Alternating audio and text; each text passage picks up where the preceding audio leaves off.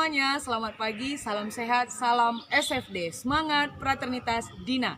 Nah, bertemu lagi dengan Ibu MG di pertemuan keempat mata pelajaran sosiologi. Adapun topik kita pada hari ini adalah proses perubahan sosial dan juga tahap perubahan sosial menurut Auguste Comte. Ibu harap kalian dapat menikmati pelajaran kita pada hari ini dan tetap jaga kesehatan. Kumpulkan tugas tepat pada waktunya. Salam merdeka. Terima kasih.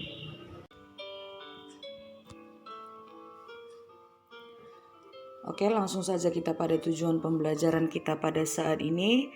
Adapun tujuan pembelajaran kita pada saat ini adalah setelah mengikuti kegiatan pembelajaran, siswa diharapkan yang pertama, secara energi dan penuh sukacita, mampu memahami pengertian proses perubahan sosial, tahap perkembangan perubahan sosial.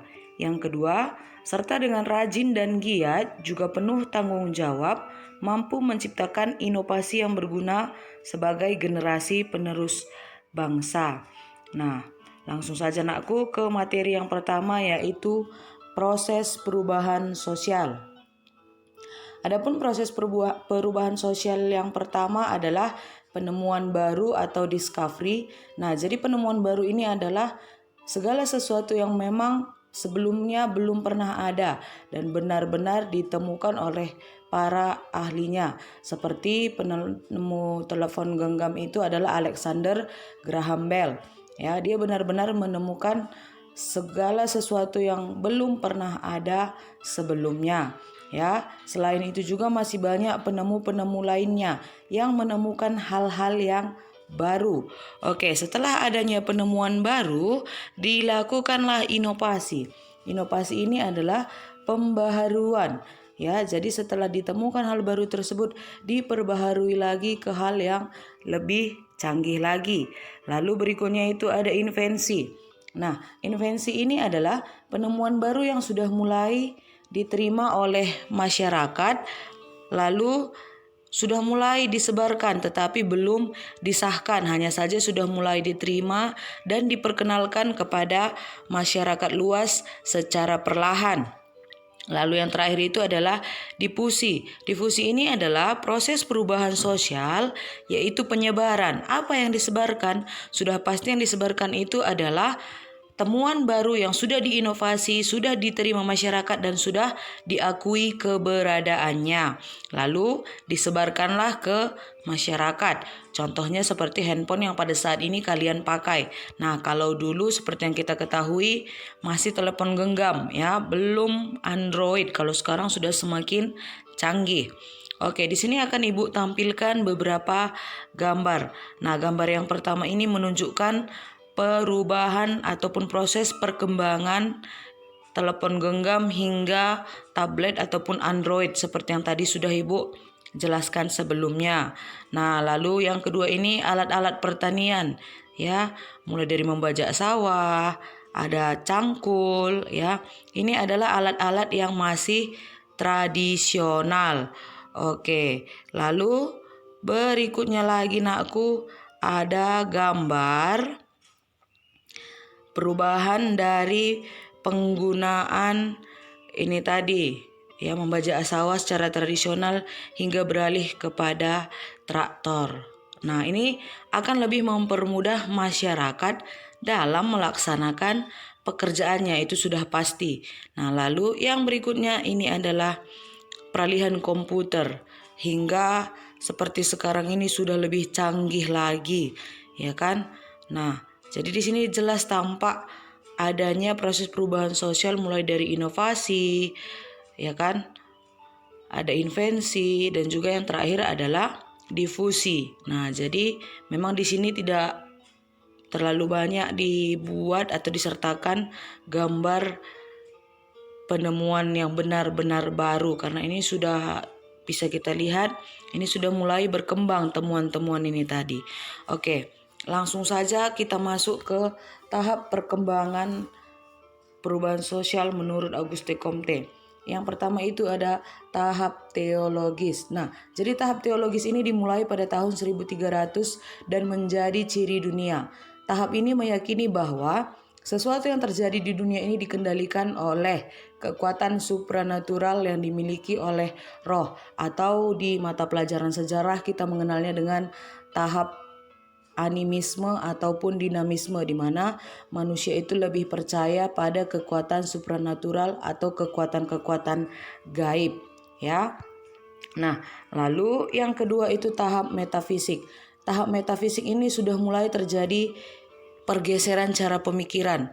Pada tahap ini, fenomena yang terjadi di sekitar kita ini dianggap sebagai kehendak roh dewa, ya kan? Nah, tapi pada tahap ini muncullah konsep yang abstrak.